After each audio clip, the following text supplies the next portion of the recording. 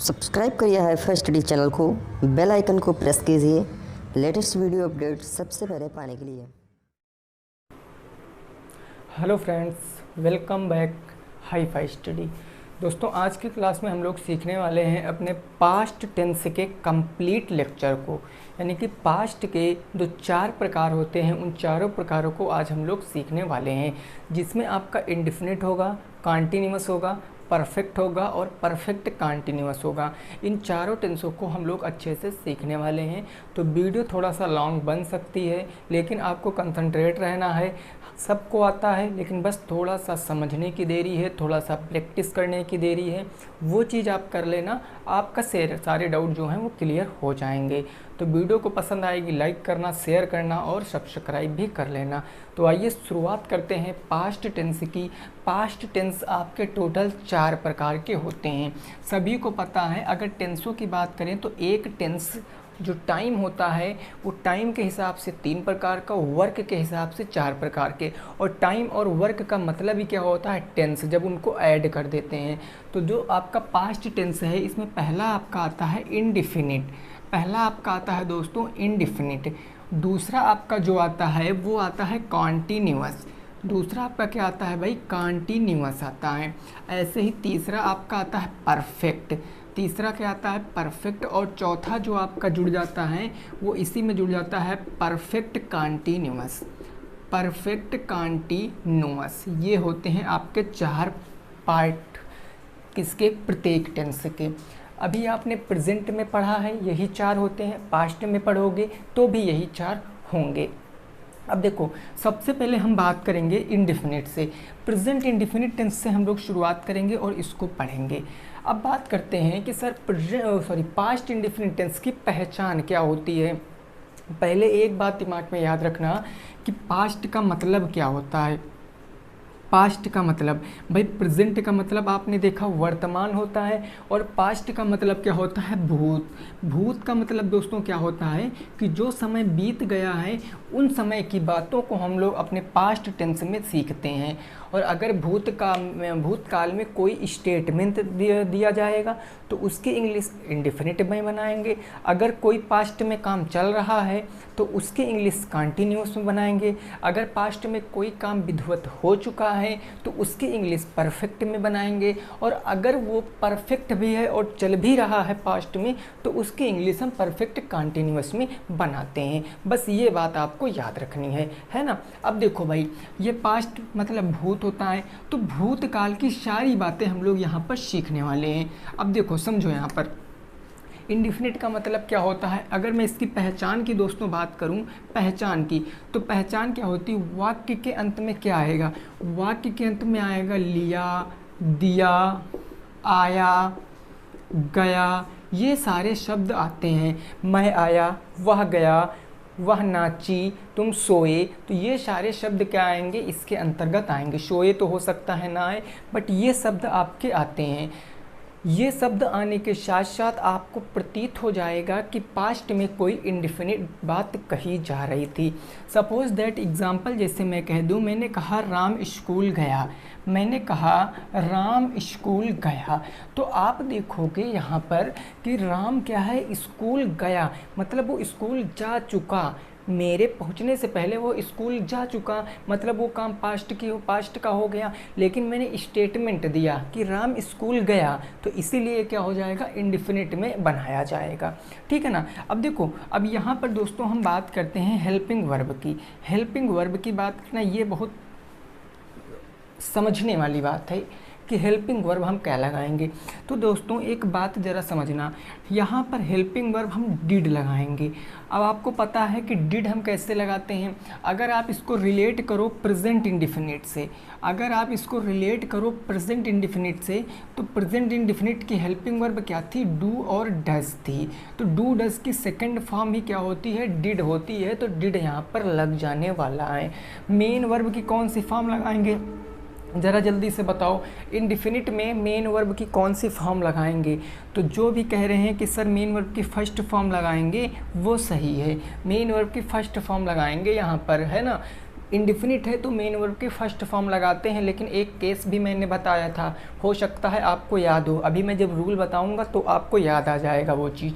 तो main verb की first form लगाते हैं, ये बात एकदम क्लियर सी हो गई है। अब अगर मैं आपसे अफर्मेटिव सेंटेंस का रूल पूछूं, अगर मैं आपसे अफर्मेटिव सेंटेंस का रूल पूछूं कि जो सकारात्मक वाक्य होते हैं उनका रूल क्या हो जाएगा, तो आप कहोगे सर सबसे पहले तो सब्जेक्ट आएगा, सब्जेक्ट आएगा, लेकिन क्या यहाँ पर हेल्पिंग वर्ब लगाएंगे? बोलो, क्या यहाँ पर हेल्पिंग वर्ब लगाएंगे? दोस्तों नहीं लगाएंगे यहाँ पर हेल्पिंग वर्ब। रीज़न क्या होता है कि हम लोग देखिए, ये पूरा एक कंसेप्ट है अपने आप में इंग्लिश का, कि जब कभी आप पास्ट इंडिफिनिट टेंस के अफर्मेटिव सेंटेंस की इंग्लिश बनाओगे तो उसमें हेल्पिंग वर्ब ना लगाकर उसमें आप वर्ब की सेकेंड फॉर्म लगाओगे। ये मैंने आपसे कब बताया था? जब मैंने आपको वर्ब इस तरफ लिखकर याद कराया था कि इंडिफिनिट में फर्स्ट लगती है, बट कंडीशन होती है कि पास्ट इंडिफिनिट टेंस के अफर्मेटिव सेंटेंस में फर्स्ट फॉर्म ना लगकर सेकंड फॉर्म लगती है, चूंकि वहाँ पर हेल्पिंग वर्ब का प्रयोग नहीं करते हैं। तो ये चीज़ दिमाग में याद रखना, सब्जेक्ट प्लस वर्ब की सेकंड फॉर्म, और लास्ट में क्या आ जाएगा? ऑब्जेक्ट आ जाएगा। ये हमारा अफर्मेटिव का रूल बनकर रेडी हो जाएगा, सब्जेक्ट प्लस वर्ब की सेकंड फॉर्म प्लस ऑब्जेक्ट। अब यहीं पर बात कर लेते हैं निगेटिव की, यहीं पर दोस्तों बात कर लेते हैं निगेटिव की। तो निगेटिव की अगर बात करेंगे तो हम देखेंगे कि सबसे पहले तो सब्जेक्ट आने ही आने वाला है, लेकिन एक अपने आप में यहाँ सवाल और भी है, क्या यहाँ पर हेल्पिंग वर्ब आएगा?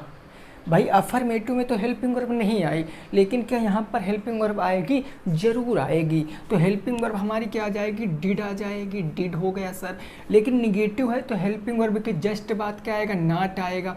तो यहाँ पर क्या वर्ब की सेकंड फॉर्म लगाएं? वर्ब की सेकंड फॉर्म लगाएं या फर्स्ट फॉर्म लगाएं? ये भी तो समझने वाली बात है। तो वर्ब की कौन सी फॉर्म सर लगाएंगे? तो वर्ब की सेकंड फॉर्म लगाएंगे। अभी बता रहे हैं वर्ब की सेकंड फॉर्म क्यों लगा रहे हैं, लास्ट में हमारा ऑब्जेक्ट आ जाएगा। अब एक चीज़ दोस्तों हमको बताओ, हमने अभी जस्ट अभी आपसे बताया है कि डू डज की सेकंड फॉर्म क्या होती है।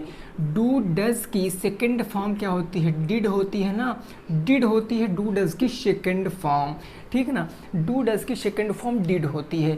तो देखो हमने नेगेटिव में क्या किया? डिड का प्रयोग कर दिया, हमने ऑलरेडी वर्ब की सेकंड फॉर्म लगा दी, हमने ऑलरेडी वर्ब की सेकंड फॉर्म लगा दी, इसीलिए जो अब यहाँ वर्ब आएगी वो वर्ब आपकी क्या आएगी? फर्स्ट फॉर्म आएगी। ये वर्ब आपकी फर्स्ट फॉर्म आएगी। अगर वर्ब का कंसेप्ट नहीं क्लियर है तो वो भी क्लियर होना चाहिए। देखो 2 सेकंड के लिए मैं वर्ब आपको बता रहा हूँ, आप समझ जाना। वर्ब जो होता है आपका वर्ब, ये वर्ब आपका क्रिया, ये आपके 2 प्रकार की होती हैं। एक तो आपका होता है मेन वर्ब, और एक तो आपका दोस्तों क्या होता है? मेन वर्ब हो गया, और एक आपका होता है हेल्पिंग वर्ब। एक आपका क्या होता है? Helping verb. यही ना होता है। मेन वर्ब को हम लोग क्या कहते हैं? प्रिंसिपल वर्ब भी कहते हैं, इसको हम एक्सिलरी वर्ब भी कहते हैं। तो ये दोनों वर्ब होती। फिर मेन वर्ब को हम 2 कैटेगरी में डिवाइड करते हैं, ट्रांसिटिव और इनट्रांसिटिव वर्ब। ट्रांसिटिव और इनट्रांसिटिव वर्ब हम इसमें करते हैं, मतलब जिनमें सब ऑब्जेक्ट की आवश्यकता होती है उनको ट्रांसिटिव यानी कि सकर्मक क्रिया, जिनमें ऑब्जेक्ट की आवश्यकता नहीं होती है उनको हम इनट्रांसिटिव यानी कि अकर्मक क्रिया बोलते हैं। तो वर्ब आप याद रखना, यानी मेन वर्ब क्या होती हैं, हेल्पिंग वर्ब क्या होती हैं, ये आपको पता होना चाहिए। जब मैं पार्ट ऑफ स्पीच पढ़ाऊंगा तो मैं इतना एक वीडियो में टोटल में आपको वर्ब ही सिखाऊंगा, क्योंकि वर्ब के आसपास ही पूरी इंग्लिश रहती है। बिना वर्ब के दोस्तों सेंटेंस कंप्लीट नहीं होता है। तो ये चीज़ आपकी समझ में आ गई होगी कि वर्ब की सेकंड फॉर्म लग गई है, इसीलिए मैं अब यहाँ पर वर्ब की फर्स्ट फॉर्म लगा रहा हूँ। तो इंडेफिनिट में केवल आपको इतनी चीज़ याद रखनी है कि लिया, दिया, आया, गया आदि शब्द आएंगे, यानी पास्ट में कोई स्टेटमेंट दिया गया है। हेल्पिंग वर्ब आपकी डिड आती है, लेकिन अफर्मेटिव सेंटेंस में हेल्पिंग वर्ब ना लगकर वर्ब की सेकंड फॉर्म लग जाती है। फिर बात करते हैं निगेटिव में, तो वर्ब की सेकंड फॉर्म यानी हेल्पिंग वर्ब की सेकंड फॉर्म आ गई, डू डज का डिड यानी डिड हेल्पिंग वर्ब लग गया, उसके बाद वर्ब की सेकंड फॉर्म हम लगा सकते हैं। तो ये चीज़ समझने के बाद अब सीधे एग्जाम्पल पे पहुंचेंगे। आप इसको चाहो तो नोट कर सकते हो, आप इसको चाहो तो नोट कर सकते हो। फिर हम सीधे पहुंच जा रहे हैं अपने एग्जाम्पलों के ऊपर।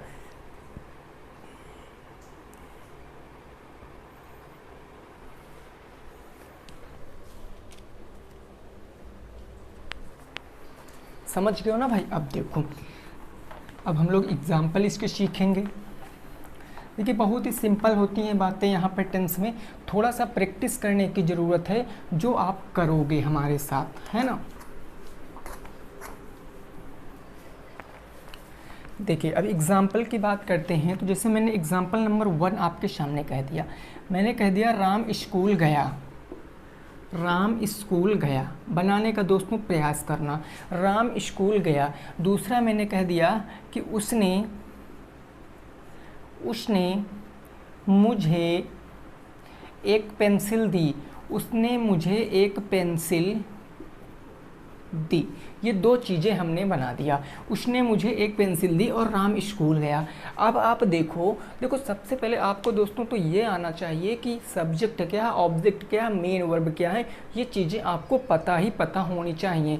तो अगर मैं बात करूँ राम में, तो राम क्या मेरा सर सब्जेक्ट है, राम क्या है मेरा सब्जेक्ट है। एक चीज़ और भी याद रखना दोस्तों, आपका सब्जेक्ट होता है ना, ये सब्जेक्ट ये आपका नाउन ही होता है। और अक्सर बात कर लें जो सब्जेक्ट होगा वो नाउन या तो प्रोनाउन होगा, और सब्जेक्ट अक्सर 90% केसों में सब्जेक्ट आपका शुरुआत में ही होता है। जो शुरुआत में लिखा होगा वो सब्जेक्ट होगा, 90% केसों की बात मैं करता हूँ, है ना। अब देखो सब्जेक्ट हो गया राम, उसके बाद स्कूल। स्कूल क्या हो गया आपका, स्कूल आपका ऑब्जेक्ट का काम कर रहा। वैसे ये ऑब्जेक्ट नहीं है लेकिन ये ऑब्जेक्ट का काम कर रहा है। ये स्कूल आपका नाउन है क्योंकि प्लेस है ना, स्थान है। और गया के लिए क्या लगाएंगे हम, वर्ब की सेकंड फॉर्म। तो देखो सबसे पहले हम क्या करेंगे राम।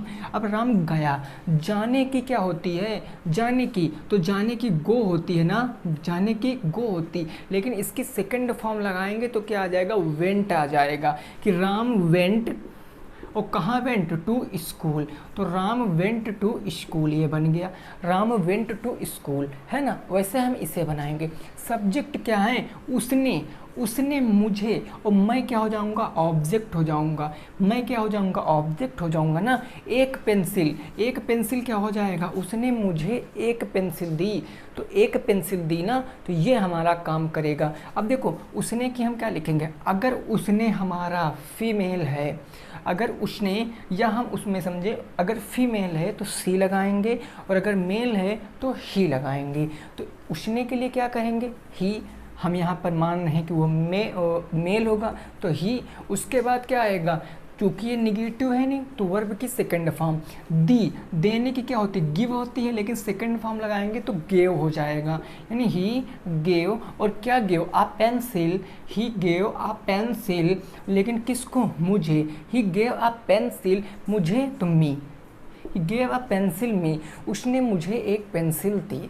तो आई होप आपको ये जो अफर्मेटिव था वो समझ में आ चुका होगा, ठीक है ना। समझ चुके हो भाई, क्लियर सी बात है। चलो अब देख लेते हैं निगेटिव को, है ना। देखिए निगेटिव की दोस्तों बात करते हैं, निगेटिव सेंटेंस की। तो रूल तो अभी मैंने आपको बता ही दिया है, एक बार मैं और भी लिख दे रहा हूँ। सब्जेक्ट आएगा, हेल्पिंग वर्ब डिड आ जाएगी, डिड के बाद आपकी मेन वर्ब की सेकंड फॉर्म ना लगकर मेन वर्ब की फर्स्ट फॉर्म लग जाएगी, और लास्ट में आपका ऑब्जेक्ट आएगा, लेकिन डिड के बाद नॉट भी लग जाएगा क्योंकि ये नकारात्मक वाक्य है ना। अब जैसे एग्जाम्पल मैं कह दूँ, एग्जाम्पल जैसे मैंने कह दिया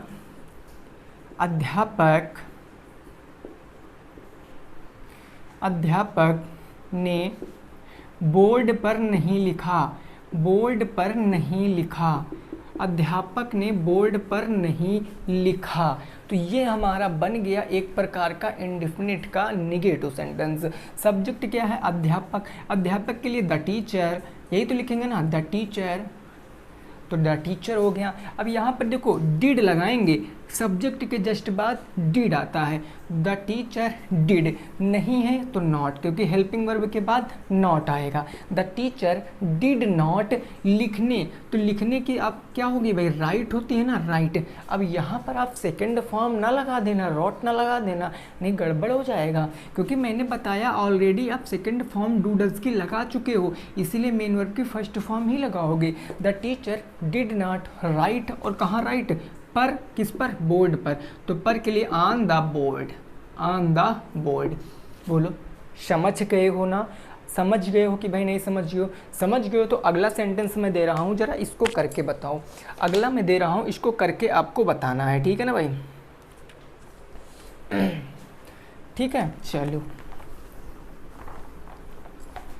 देखो अगला जैसे मैंने कह दिया उसने मुझे अपनी किताब नहीं दी। कोशिश करो दोस्तों बनाने की, उसने मुझे अपनी किताब नहीं दी। फटाफट बनाने की कोशिश करो, फटाफट बनाने की कोशिश करना है आपको, जल्दी से। उसके बाद दूसरा कह दिया मैंने, तुमने उसे नहीं मारा। तुमने उसे नहीं मारा, तुमने उसे नहीं मारा। ये 2 सेंटेंस है जो आपको बनाना है। अब आप देखोगे सर सब्जेक्ट क्या है? उसने। अब याद रखना उसने 2 कंसेप्ट में काम करता है। उसमें अगर उसमें दोस्तों आपका मेल के लिए प्रयोग किया जा रहा है तो हम क्या लगाएंगे? ही लगाएंगे। अगर फीमेल के लिए प्रयोग किया जा रहा है तो शी लगाएंगे। और इसके साथ अगर अपनी शब्द आ रहा, अगर आप ही लगाते हो तो अपनी के लिए आप क्या लगाओगे? हिम लगाओगे। और अगर शी लगा रहे हो तो अपने के लिए क्या लगाओगे? हर लगाओगे। ये तो सभी को पता ही होगा, है ना? तो उसने का मतलब ही, तो ही हो गया। अब हेल्पिंग वर्ब, सब्जेक्ट के बाद हेल्पिंग वर्ब डिड आएगी तो डिड आ गया, ही डिड। उसके बाद मेन वर्ब, लेकिन उससे पहले नहीं है तो हम नॉट लगाएंगे, ही डिड नॉट। उसके बाद क्या? अपनी किताब दी। अब देने की क्या होता है? गिव, है ना? यही तो होता है, तो गिव आ जाएगा, give. He did not give, और क्या गिव? अपनी किताब। तो अपनी किताब के लिए क्या होगा? ही डिड नॉट गिव। उसके बाद डूड, उसके बाद हिज। हमने चूंकि ही लगाया तो हिज लगाएंगे, हिज बुक। क्या हो गया? He did not give his book to me. बन गया, क्लियर बात हो गई ना? He did not give me his book. Sorry, थोड़ा सा भाई गड़बड़ हो चुका है यहाँ पर। देखो, ही डिड नॉट गिव मी, मुझे ना, और क्या? हिज बुक, तो हिज बुक ये बनेगा। ही did not give me his book. तो ये हमारा बनकर तैयार हो जाएगा। ऐसे मैं इसको बनाऊं तो तुमने के लिए क्या लगाएंगे? यू के बाद डिड, तो यू डिड नॉट। उसके बाद वर्ब की फर्स्ट फॉर्म मारा। मारे की क्या होती है भाई? मारा, जान से मारने की किल होती है, तो किल। ही डिड नॉट किल, और उससे, अब उसे आपका क्या हो जाएगा? हिज या हर हो जाएगा। तो हिज लगाएंगे अगर मेल है, या फिर हम हर लगाएंगे। दोनों में से हम एक चीज़ लगा सकते हैं। You did not kill his, you did not kill her, ठीक ना? ये हिम होगा, सॉरी भाई, हिम होगा। क्लियर बात ना? चलो आगे पहुँचते हैं हम। हैं आपको ये समझ में आ गया होगा। अब हम पहुंचते हैं किस पर भाई? तो इंट्रागेटिव सेंटेंस पर, है ना? अब इंट्रागेटिव सेंटेंस सीख लेंगे तो हमारा ये जो है वो ख़त्म हो जाएगा, फिर हम अपने कॉन्टिन्यूअस पे पहुंच जाएंगे। अब इंट्रागेटिव का रूल आप जल्दी से कमेंट बॉक्स में एक बार बताओ। इंट्रोगेटिव सेंटेंस का रूल आप कमेंट में एक बार जल्दी से बताओगे। इंट्रोगेटिव सेंटेंस का हिंदी में क्या कहते हैं सर? प्रश्नवाचक वाक्य बोलते हैं, है ना? क्या बोलते हैं? प्रश्नवाचक वाक्य बोलते हैं। Interrogative sentence. अब जरा एक बात हमें समझना है, इससे सबसे पहले क्या लिखेंगे? WH family. WH फैमिली के बाद क्या लिखेंगे? डिड लिखेंगे, हेल्पिंग वर्ब ना। उसके बाद अपन क्या लिखना है? सब्जेक्ट लिखना है, और सब्जेक्ट के बाद मेन वर्ब की फर्स्ट फॉर्म, और इसके बाद ऑब्जेक्ट, इसके बाद प्रश्नवाचक चिन्ह। यही तो बन जाएगा। WH फैमिली से तब बनाते सेंटेंस जब हम फुल एक्सप्लेन करते हैं, और डिड से तब बनाते हैं जब हमें यस या नो में उत्तर देना पड़ता है। यस या नो में उत्तर देना पड़ता है। फॉर एग्जांपल, जैसे मैंने कह दिया कि उसने, या मैंने कह दिया मैंने, क्या मैंने यह किताब पढ़ी, क्या मैंने यह किताब पढ़ी। ये हमारा पहला सेंटेंस बन गया, क्या मैंने यह किताब पढ़ी। तो इसको आप बनाओगे। देखो यहाँ पर इसका जवाब हम यस या नो में दे सकते हैं। अब सीधे मैंने बताया था अगर क्या से शुरुआत हो रही है तो आप 99% केसों में उसकी इंग्लिश आप हेल्पिंग वर्ब से बनाओगे। तो सबसे पहले अपन को तो ना डिड लगा ही देना है, तो डिड लगा दिया, क्लियर बात। डिड के बाद क्या आएगा? सब्जेक्ट क्या है? मैंने, तो आई। आई आ गया, डिड आई, उसके बाद क्या पढ़ी, मेन वर्ब आएगा ना, पढ़ी क्या होता है रीड, तो ये हो जाएगा रीड, ये हो गया रीड, डिड आई रीड, और क्या रीड, डिड आई रीड वह किताब या यह किताब, तो दिस बुक। बोलो कोई प्रॉब्लम, लास्ट में प्रश्नवाचक चिन्ह आ गया, did I read this book, क्या मैंने यह किताब पढ़ी है। अगला जैसे दूसरा मैंने कह दिया, दूसरा क्या राहुल ने उसे मारा, क्या राहुल ने उसे मारा, ये आपको बताना है, क्या राहुल ने उसे मारा। तो आप कहोगे सर क्या से शुरुआत हुई, मतलब हेल्पिंग वर्ब से बना सकते हैं, तो सबसे पहले तो डिड लाना है, तो डिड मैंने लिख दिया, राहुल क्योंकि सब्जेक्ट है तो राहुल सब्जेक्ट हो गया, क्योंकि हेल्पिंग वर्ब के जस्ट बाद सब्जेक्ट अब आएगी मेन वर्ब, मेन वर्ब मारा, और मारने की क्या होती है, किल होती है, तो ये हो गया किल, डिड राहुल किल, अब किसे किल, उसे यही ना, उसे, अब उसे के लिए क्या लगाएंगे, अगर राहुल ने एक लड़के को मारा तो हिम लगाएंगे, और अगर एक लड़की को मारा तो हर लगाएंगे, तो डिड राहुल किल हिम, मैंने हिम लगा दिया। आप अगर ये डिपेंड करता सेंटेंस के ऊपर, अगर यहाँ पर कोई लड़की होती तो हम हर लगाते, अगर कोई लड़का है तो हम इसीलिए हिम लगाते, हमने मान कर रखा है कि वो लड़का है, तो डिड राहुल किल हिम, क्या राहुल ने उसे मारा है। इसी में अगला देख लेते हैं 3 नंबर एग्जाम्पल, जैसे मैंने कह दिया कि तुमने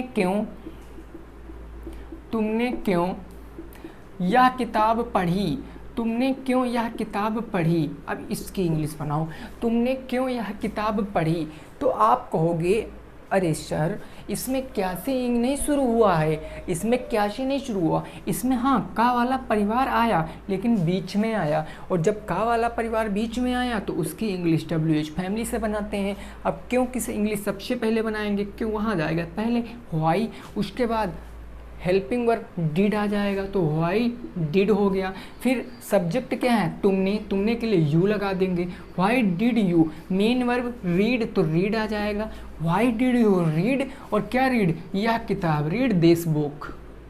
बोलो कोई प्रॉब्लम है भाई, लास्ट में प्रश्नवाचक चिन्ह बन गया है, why did you read this book, तुमने यह किताब क्यों पढ़ी, है ना। अगला जैसे आप बना के बताओ जल्दी से, अगला आप बना के बताओगे कि तुमने या उन्होंने मैच क्यों खेला, उन्होंने मैच क्यों खेला, अब ये आपको बताना है, उन्होंने मैच क्यों खेला। तो देखो उन्होंने, अब उन्होंने के लिए हम क्या लगाएंगे, एक से अधिक है ना, उन्होंने एक से अधिक तो दे लगाएंगे, दे का मतलब वे, तो वे या फिर उन्होंने, तो हम क्या लगाएंगे, दे लगाएंगे, तो दे लगाएंगे, लेकिन उससे पहले हमें सीखना सर क्यों है, भाई क्यों है, तो क्यों के लिए क्या करेंगे, WH फैमिली, सबसे पहले व्हाई लगा देंगे, तो ये आ जाएगा मेरा व्हाई, उसके बाद डिड, व्हाई डिड दे, उसके बाद खेला, खेलने की प्ले होती है, तो why did they play, why did they play, और क्या play, match, play a match. I hope आप समझ में आ रहा होगा कि मैं आपको क्या बताने की कोशिश कर रहा हूँ, कि जब सेंटेंस में WH वाला शब्द बीच में आएगा तो उसकी इंग्लिश हम लोग WH फैमिली से बनाएंगे, लेकिन जब प्रश्न क्या से शुरुआत होगा तो उसकी इंग्लिश हम लोग हेल्पिंग वर्ब से बनाएंगे। तो चीज़ें क्लियर हैं, हमारा पास्ट इंडेफिनिट टेंस ख़त्म हो चुका है, अब हम बात करेंगे पास्ट कंटिन्यूअस टेंस की। देखिए मैं अभी यहाँ पर थोड़े से छोटे एग्जाम्पल करा रहा हूँ दोस्तों, इसका एक रीज़न यह भी है कि अगर कोई बड़ी चीज़ आपको करनी है तो शुरुआत आपको छोटे से ही करनी पड़ेगी, है ना। धीरे धीरे हम लोग शुरुआत करेंगे, धीरे धीरे, फिर अभी जब मैं प्रैक्टिस कराऊंगा ना तो बहुत बड़े बड़े सेंटेंस आप बना लोगे खुद से। पहले एक बार अपने ऊपर विश्वास रखिए कि हाँ मैं ये कर पाऊँगा, है ना। कई साथियों को आता भी है भाई, वेरी गुड। चलिए अब हम कौन सा बात करते हैं सर, इंडिफिनिट तो मेरा ख़त्म हो गया, ये इंडिफिनिट ख़त्म हो गया, अब हम कंटिन्यूअस की बात करेंगे। देखिए मैं थोड़ा सा आपको फास्ट ले चल रहा हूँ, रीज़न ये है नहीं तो वीडियो भी काफ़ी लंबी बन जाएगी, है ना।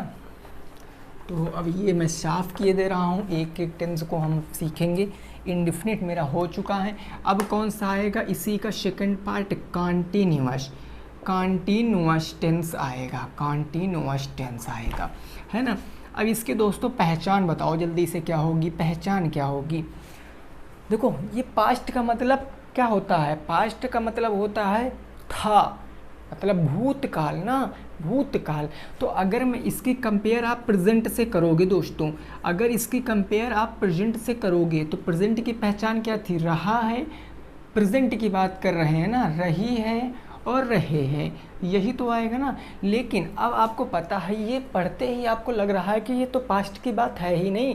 पास्ट की बात कब आएगी, जब मैं यहाँ पर जोड़ दूंगा रहा था, रही थी, रहे थे, ये सारी बात आप जोड़ दोगे तो ये पहचान बन जाएगी कॉन्टिन्यूअस की। बात को समझना, ये कॉन्टिन्यूअस हमने रटने वाली बात सीख ली, लेकिन कॉन्टिन्यूअस का मेन मतलब क्या होता है, चल रहा। तो चल रहा है ये बात हो गई प्रेजेंट की, लेकिन चल रहा था ये बात क्या हो जाएगी, पास्ट की। मतलब पास्ट काल में, भूतकाल में कोई काम चल रहा था। जैसे तुम सेंटेंस पढ़ रहे थे, तुम गणित लगा रहे थे, मम्मी खाना बना रही थी, तो ये सारी बातें किसके अंतर्गत आएंगी, तो ये सारी बातें कॉन्टिन्यूअस टेंस के अंतर्गत आएंगी। ठीक है ना। आप देखो बात करते हैं हेल्पिंग वर्ब क्या आएगी। हेल्पिंग वर्ब क्या आएगी, अभी आपको पता है कि प्रेजेंट में हेल्पिंग वर्ब क्या थी इसकी, इज एम आर थी ना।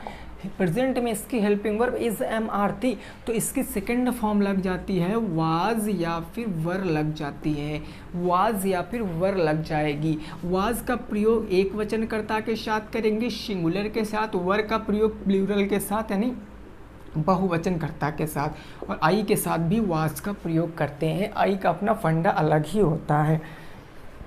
मेन वर्ब की कौन सी फॉर्म दोस्तों लगाएंगे बताओ ज़रा, मेन वर्ब की कौन सी फॉर्म लगाएंगे, तो आप कहोगे सर मेन वर्ब की हमको फर्स्ट फॉर्म साथ में आईएनजी, क्योंकि मैंने बताया था अगर आपका कॉन्टिन्यूअस है तो हमेशा आप मेन वर्ब की फर्स्ट फॉर्म के साथ आईएनजी जोड़ दोगे, काम आपका हो जाएगा।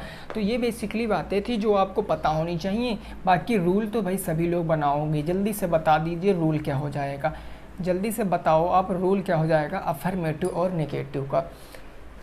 देखो भाई इसमें तो सब्जेक्ट आएगा, सब्जेक्ट के बाद हेल्पिंग वर्ब आएगी यानी वाज या फिर वर आएगा, है ना। और हेल्पिंग वर्ब के बाद मेन वर्ब की फर्स्ट फॉर्म और आईएनजी आएगी। उसके बाद क्या आ जाएगा, ऑब्जेक्ट आ जाएगा, तो ऑब्जेक्ट आ जाएगा, आ गया ऑब्जेक्ट। अब यहाँ पर आप देखो सब्जेक्ट आएगा, हाँ सर। उसके बाद आपका वाज या वर आएगा, बिल्कुल सही। फिर मेरा नॉट आ जाएगा क्योंकि ये निगेटिव है, निषेधात्मक है। नॉट के बाद क्या आएगा भाई, नॉट के बाद मेन वर्ब की फर्स्ट फॉर्म और आईएनजी, फिर आपका लास्ट में आ जाएगा ऑब्जेक्ट। लेकिन अब हमने एक चीज़ आपको बताई थी, मैंने बताया था आप अगर इस पूरे फार्मूले की तुलना आप अगर प्रेजेंट कॉन्टिन्यूअस टेंस से करोगे तो आप ये पाओगे कि केवल भाई हेल्पिंग वर्ब चेंज हो रही है बस। वहाँ पर इज एम आर था, यहाँ पर वाज या वर था, बाकी सारी चीज़ें वही हैं। अगर प्रेजेंट से तुलना करोगे तो प्रेजेंट में भी सब्जेक्ट था, वाज वर के स्थान पर इज एम आर था, फिर मेन वर्ब की फर्स्ट फॉर्म आईएनजी थी और लास्ट में ऑब्जेक्ट था। और इसमें भी सब्जेक्ट है, इसमें भी इज एम आर था, नॉट था, मेन वर्ब की फर्स्ट फॉर्म विद आईएनजी और ऑब्जेक्ट था। तो ये बातें आपकी हो चुकी थी हमारे और आपके बीच में। तो मैंने बताया था आपको केवल एक बार रूल याद करने हैं, बार बार हर टेंस के रूल नहीं याद करने हैं। तो आई होप आपको ये समझ में आ गया होगा। अब एग्जाम्पलों पर पहुंचते हैं और उसको हम लोग सॉल्व करते हैं, ठीक है ना भाई। एग्जाम्पलों पर पहुंचेंगे और उसको हम लोग सॉल्व करेंगे।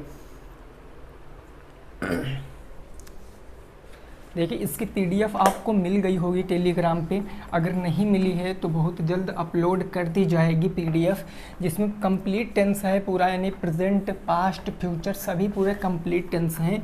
तो आपको पीडीएफ मिल जाएगी, आप लोग चैनल को ज्वाइन कर लेना, है ना। देखो पहला जैसे मैंने बना दिया एग्जाम्पल नंबर 1। एग्जाम्पल नंबर 1 मैंने बताया जब मैं स्कूल जा रहा था, या मैं स्कूल जा रहा था, मैं स्कूल जा रहा था, मैं स्कूल जा रहा था। आप बना के बताओ इसको। दूसरा हमारा जैसे मैंने कह दिया भाई, मैंने कह दिया वहाँ एक शरारती लड़का खड़ा था, वहाँ एक शरारती लड़का खड़ा था, शरारती लड़का खड़ा था, शरारती लड़का खड़ा था। अब दोनों की आप इंग्लिश बनाना है, दोनों की आपको इंग्लिश बनाना है, जल्दी से बताओ, फटाफट तरीके से बता दो दोनों की इंग्लिश। देखो भाई सब्जेक्ट क्या होगा, मैं के लिए क्या आई, अब आई के साथ किसका प्रयोग, वाज का प्रयोग, तो आई वाज हो जाएगा, आई वाज। उसके बाद मेन वर्ब जा, तो जाने की क्या होती है गोइंग, और कहाँ स्कूल, तो गोइंग टू स्कूल, बनकर रेडी हो गया, गोइंग टू स्कूल। अब यहाँ पर देखो, यहाँ पर अब पहले सब्जेक्ट नहीं आया है, सब्जेक्ट क्या है, एक शरारती लड़का, कौन खड़ा था, एक शरारती लड़का, तो एक शरारती लड़का हमारा सब्जेक्ट हो जाएगा। तो एक शरारती लड़के की इंग्लिश क्या होती है, शरारती की होती है नॉटी, तो ये मैंने लिख दिया नॉटी बॉय, अ नॉटी बॉय। और नॉटी बॉय हमारा क्या है, सब्जेक्ट है ना, तो अ नॉटी बॉय सब्जेक्ट। उसके बाद एक है शरारती लड़का, तो क्या लगाएंगे, वाज लगाएंगे, अ नॉटी बॉय वाज, खड़ा था, खड़े होने की क्या होती, स्टैंड होती, आईएनजी लगाओगे तो स्टैंडिंग हो जाएगा, अ नॉटी बॉय वाज स्टैंडिंग, और कहाँ, वहाँ की क्या होती है, देयर, स्टैंडिंग देयर, बन गया ना। हेयर की यहाँ होती है, देयर की वहाँ होती है। आई होप आपको समझ में आ गया होगा कि मैं क्या कहने की कोशिश कर रहा हूँ। तीसरा एग्जाम्पल जैसे मैं आपके सामने दे दूँ, तीसरा एग्जाम्पल जैसे मैंने कह दिया कि मैं अपने कमरे में बैठकर पत्र नहीं लिख रहा था, मैं अपने कमरे में बैठकर पत्र नहीं लिख रहा था, पत्र नहीं लिख रहा था, इसको बताओ, मैं अपने कमरे में बैठकर पत्र नहीं लिख रहा था। देखो कुछ नहीं, आपको सेंटेंस थोड़ा सा भारी लग रहा है, सब्जेक्ट क्या है, मैं, तो मैं के लिए आई के साथ किसका प्रयोग, वाज का प्रयोग, आई वाज, नॉट है तो not, I was not, main verb writing, तो राइटिंग आ जाएगा, आई वाज नॉट राइटिंग, और क्या राइटिंग, लेटर ना, तो राइटिंग अ लेटर, और कहाँ बैठकर, कहाँ पर बैठने की, तो शेट, तो आईएनजी सेटिंग हो गया, I was not writing a letter sitting in my room, sitting in my room, ये बन जाएगा हमारा, समझ गए ना। I was not writing a letter sitting in my room, मैं अपने कमरे में बैठकर पत्र नहीं लिख रहा था, ये आपका बनकर तैयार हो जाएगा। तो ये हमारे दो हो गए हमारे अफर्मेटिव के, एक हो गया निगेटिव के। अब मैं इसको साफ कर रहा हूँ और आपके सामने एक दो एग्जाम्पल और मैं लिख रहा हूँ।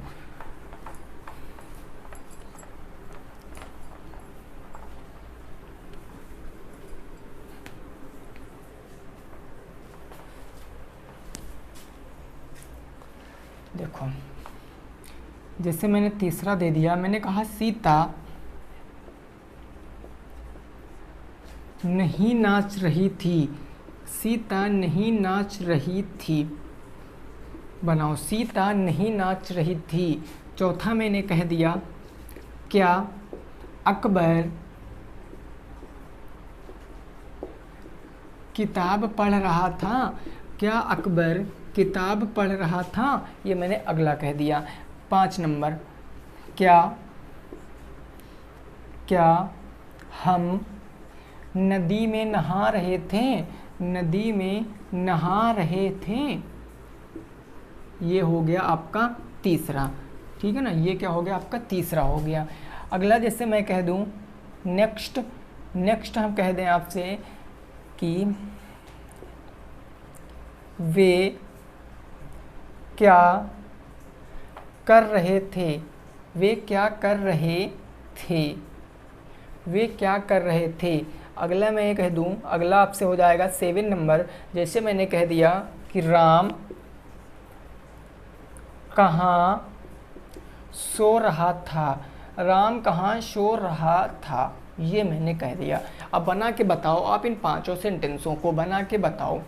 देखिए मैंने अभी आपको रूल नहीं बताया है इनका, लेकिन आप बना सकते हो। मैंने इन तीनों का रूल नहीं बताया है, बट आप कोशिश करके बना सकते हो, क्योंकि रूल में हमारा केवल क्या चेंज होगा, हेल्पिंग वर्ब। सबसे पहले मेरा WH फैमिली आ जाएगा, ये निगेटिव की फिर इंट्रोगेटिव की बात कर रहे हैं, WH फैमिली। उसके बाद हेल्पिंग वर्ब क्या आएगी, वाज या फिर वर आ जाएगी।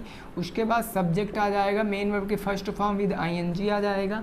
उसके बाद आपका क्या आ जाएगा, ऑब्जेक्ट आ जाएगा, और ऑब्जेक्ट के बाद में आपका कुछ आएगा, प्रश्नवाचक चिन्ह आएगा, बस सीता नहीं नाच रही थी, सब्जेक्ट क्या है सीता, सीता के साथ वाज का प्रयोग, तो सीता वाज, नहीं है तो नॉट, सीता वाज नॉट, नाच रही थी ना, dancing, Sita was not dancing, Sita नाच नहीं रही थी। अगला है क्या अकबर किताब पढ़ रहा था, तो ये हमारा बन गया एक प्रकार का कैसा सेंटेंस, एक प्रकार का इंट्रोगेटिव सेंटेंस। तो इसकी इंग्लिश हम हेल्पिंग वर्ब से बनाएंगे क्योंकि ये क्या से शुरुआत हो रहा है। तो हेल्पिंग वर्ब अकबर के अकॉर्डिंग लगेगी, वाज लगेगी, तो वाज अकबर, उसके बाद क्या आएगा helping verb, subject main verb, पढ़ रहा था, पढ़ने की होती रीड, आईएनजी लगाएंगे तो रीडिंग, वाज अकबर रीडिंग, क्या रीडिंग बुक, तो रीडिंग आ बुक, और लास्ट में प्रश्नवाचक चिन्ह, was Akbar reading a book, क्या अकबर किताब पढ़ रहा था। ऐसे नेक्स्ट बनाएंगे क्या हम नदी में नहा रहे थे, अब हम आया ना, हम एक से अधिक हैं तो वर लगाएंगे, वर वी, उसके बाद क्या आएगा नदी में नहा रहे थे, नहाने की क्या हो जाएगा भाई बाथ, लेकिन आईएनजी लगाएंगे तो बाथिंग हो जाएगा, वर वी बाथिंग, और कहाँ नदी में, तो इन रिवर, लास्ट में प्रश्नवाचक चिन्ह। अगला है वे क्या कर रहे थे, अब क्या शब्द आ गया, मतलब इसकी इंग्लिश सबसे पहले लिखेंगे तो इसके शुरुआत WH फैमिली से करेंगे, क्या के लिए क्या लिखते हैं व्हाट, उसके बाद वे के अकॉर्डिंग क्या लगेगा हेल्पिंग वर्ब, तो वे मेरा बहुवचन है इसलिए मैंने वर लगा दिया, what were they doing, do करना आईएनजी लगाएंगे तो डूइंग हो जाएगा। जैसे राम कहाँ सो रहा था, तो कहाँ शब्द आ गया तो इसकी इंग्लिश सबसे पहले लिखेंगे, यानी क्या लिखेंगे सर वेयर लिख दिया, वेयर के बाद क्या आएगा हेल्पिंग वर्ब, राम के लिए वाज, तो वेयर वाज राम सोने की स्लीप होती है, आईएनजी लगाएंगे तो स्लीपिंग हो जाएगा, where was Ram sleeping, Ram कहाँ सो रहा था, तो ये हमारा कंटिन्यूअस कंप्लीट हो गया है पूरा। कोई दिक्कत अगर आपको है तो आप बताइए, ठीक है ना, समझ में आपको आ गया होगा। देखिए कहीं अगर स्पेलिंग मिस्टेक हो जाए तो आप लोग भाई समझ लेना, क्योंकि इंग्लिश कोई कभी पूरा नहीं सीख सकता, कितना भी कोशिश कर लो पूरी इंग्लिश आप नहीं सीख सकते, ना मैं सीख सकता हूँ, कोई नहीं सीख सकता है। अगर आप पूरी इंग्लिश सीख जाते हो तो आप ही प्रोफेसर बन जाओगे, है ना। तो मैं कहीं अगर स्पेलिंग मिस्टेक हो गई होगी तो भाई आप लोग सही से करेक्ट कर लेना, ठीक है ना, लेकिन कंसेप्ट हमारा यही रहने वाला है। क्लियर बात हो गई है ना, कोई दिक्कत नहीं है आपको। अब चलिए पहुंचते हैं परफेक्ट टेंस के ऊपर। अब कहाँ पहुँचेंगे सर, परफेक्ट टेंस के ऊपर हमारा कंटिन्यूअस क्लियर हो चुका है, ठीक है। चलो अब पहुँचते हैं परफेक्ट टेंस के ऊपर।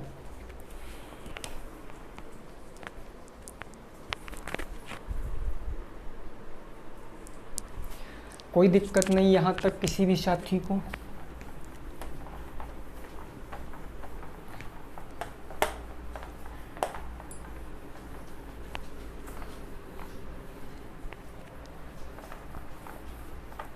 देखिए अब हमारा क्या आएगा, past perfect tense. Past perfect tense इसकी पहचान क्या होगी जरा बताओ, पहचान बताओ फटाफट तरीके से, पहचान बताओ पास्ट परफेक्ट टेंस की। भाई जल्दी से आप लोग पहचान बताओ पास्ट परफेक्ट टेंस की क्या हो जाएगी। ठीक है ना भाई।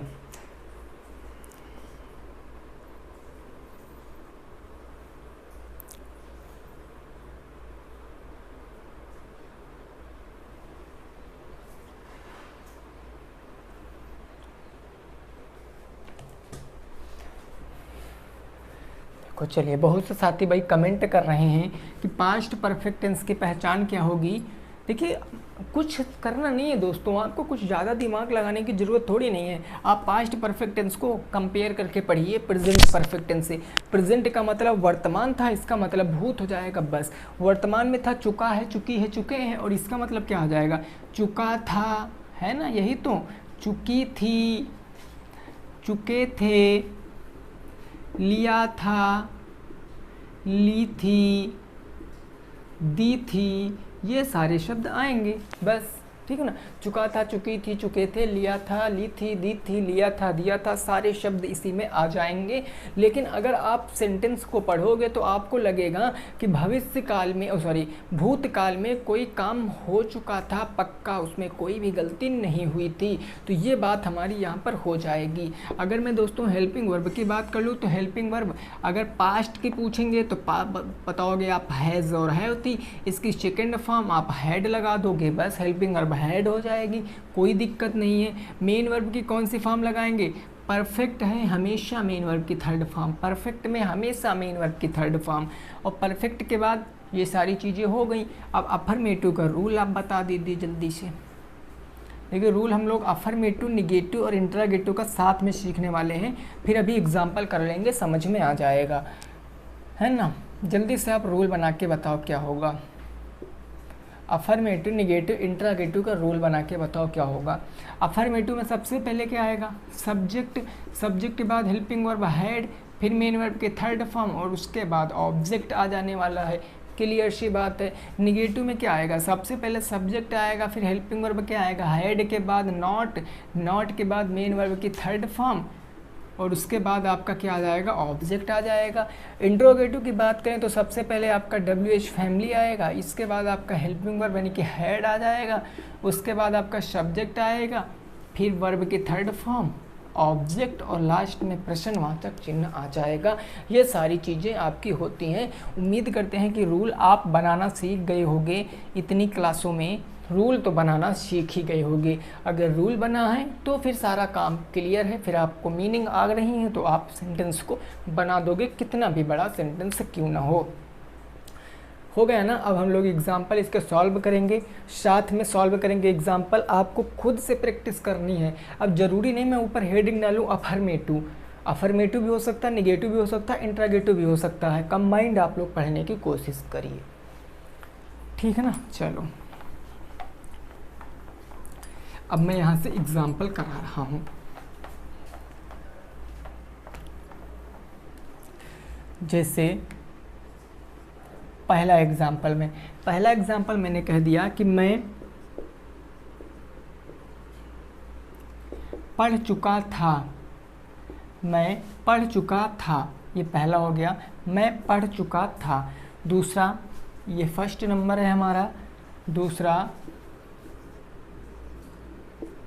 तुम खा चुके थे, तुम खा चुके थे, तुम खा चुके थे, दोनों की बना के बताओ। फिर तीसरा, तुम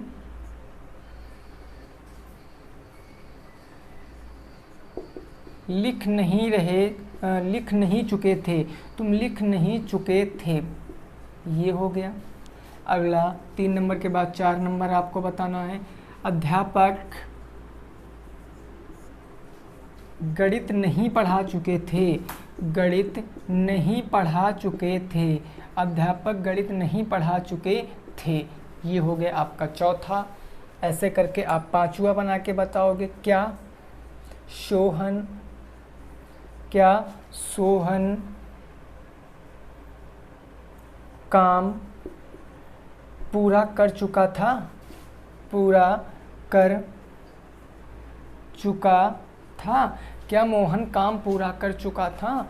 इसी को अगर आप 6 नंबर में अगला, जैसे मैं कह दूं, अगला 6 नंबर, मम्मी खाना क्या बनाई थी, मम्मी खाना क्या बनाई थी। ये 6 सेंटेंस हैं, आपको इनको बनाना है। इन 6 सेंटेंसों की इंग्लिश आपको बनाना है। जल्दी से बताओ इन 6 सेंटेंसों की इंग्लिश क्या हो जाएगी। मैं पढ़ चुका था, तुम खा चुके थे, तुम लिख नहीं चुके थे, अध्यापक गणित नहीं पढ़ा चुके थे, क्या सोहन काम पूरा कर चुका था, मम्मी खाना क्या बनाई थी। अब देखो ये हमारा किसके अंतर्गत आएगा? अफर्मेटिव, वो भी अफर्मेटिव, ये निगेटिव और ये इंट्रागेटिव, ये इंट्रागेटिव और ये हो जाएगा आपका डबल इंट्रागेटिव। सब्जेक्ट क्या है? मैं, तो मैं की इंग्लिश आई के साथ हैड, तो सिंपल सबके साथ आएगा। आई हैड चुका, पढ़ चुका ना, पढ़ने की रीड होती है, I have read. Clear, I have read. उसके बाद दूसरा हमारा हो जाएगा तुम खा चुके थे, तुम, यू के बाद हैड, खाने की क्या होती है ईट, और इसकी थर्ड फॉर्म ईटेन हो जाएगा। तो यू हैड ईटेन, तुम खा चुके थे। तीसरा तुम लिख नहीं चुके थे, तो इसके लिए हम क्या लगाएंगे, यू लगाएंगे, यू। उसके बाद हेल्पिंग वर्ब हैड, तो यू हैड हो गया, यू हैड हो गया ना। उसके बाद मेन वर्ब लिखने की थर्ड फॉर्म रिटेन हो जाएगी, तो रिटेन हो गया। यू हैड रिटेन, और क्या रिटेन भाई, लिख चुके थे, यू हैड रिटेन, तो यू हैड रिटेन हमारा बन जाएगा। इसमें तो कुछ ऑब्जेक्ट है ही नहीं, यू हैड रिटेन, चूँकि भाई नॉट है भाई, यू हैड नॉट रिटेन, ये बन जाएगा यू हैड नॉट रिटेन। अगला है अध्यापक गणित नहीं पढ़ा चुके थे, तो द टीचर हैड नॉट, पढ़ा चुके थे, पढ़ाने की टीच होती, थर्ड फॉर्म टीचड हो जाएगा ना, TEACHERD, टीच्ड हो जाएगा। और टीच्ड क्या, मैथ, मैथ, ये हो गया टीच्ड मैथ। अब इसको बनाएंगे, क्या सोहन काम पूरा कर चुका था। अब सोहन के अकॉर्डिंग हेल्पिंग वर्ब पहले लगाएंगे, क्योंकि हम इसकी इंग्लिश जो है, इसका जवाब जो है यस या नो में दे सकते हैं। हैड सोहन, उसके बाद मेन वर्ब पूरा कर चुका था, पूरा करने की होती कंप्लीट, और यहाँ आ जाएगी थर्ड फॉर्म कंप्लीटेड। उसके बाद क्या completed, work, had Sohan completed a work, तो ये हमारा प्रश्नवाचक चिन्ह हो गया। Had Mohan completed a work, क्या सोहन कार्य पूरा कर चुका था। ऐसे इसकी इंग्लिश बनाएंगे तो मम्मी, लेकिन क्या आया बीच में, तो इसकी इंग्लिश सबसे पहले व्हाट हैड मम्मी, उसके बाद क्या, खाना बनाई थी। अब खाना बनाई थी ना, तो क्या बनाई थी, बनाने की क्या हो जाएगा, कुक, लेकिन थर्ड फॉर्म कुकेड, और क्या कुकेड, द फूड, तो कुकेड द फूड हमारा हो जाने वाला है। कुकेड द फूड हमारा क्या हो जाएगा, राइट आंसर हो जाएगा। तो आई होप आपको ये समझ में आया होगा। बस दोस्तों, हम जो इसका लास्ट पार्ट बचेगा वो नेक्स्ट क्लास में सीखने वाले हैं भाई। इसका लास्ट पार्ट हम नेक्स्ट क्लास में सीखेंगे। अगर आपको ये चीज़ें समझ में आई हैं तो ठीक है, नहीं समझ में आई हैं तो समझ सकते हो आप, ठीक है ना। हो सकता है कहीं हमसे स्पेलिंग मिस्टेक हो गई हो, तो कोई दिक्कत नहीं, आप सही कर लेना। मिलेंगे नेक्स्ट वीडियो में, तब तक के लिए सभी साथियों को जय हिंद, ठीक है ना भाई। तब तक के लिए सभी साथियों को जय हिंद, जय भारत और वंदे मातरम।